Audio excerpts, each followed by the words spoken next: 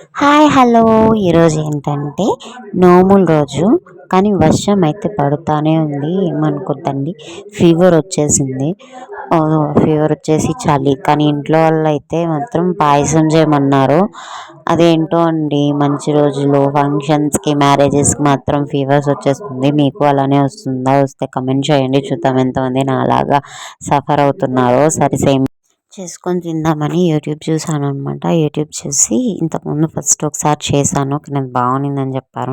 నాకైతే సేమియా నచ్చదు, కానీ ఇంట్లో ఉండే వాళ్ళందరూ సేమియా పాయసం అంటే చాలా ఇష్టంగా తింటారు.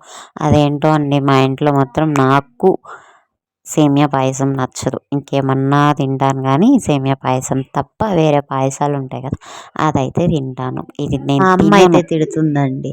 అదేంటో అండి, పాయసంలో ఉండే సేమియా నచ్చదు, కానీ పాలు అయితే తాగుతాను. అది మీరు అలానే ఉన్నారా అని చెప్పండి నాకు. నాలాగా ఎంతమంది ఉన్నారో చూసి తెలుసుకుందాము.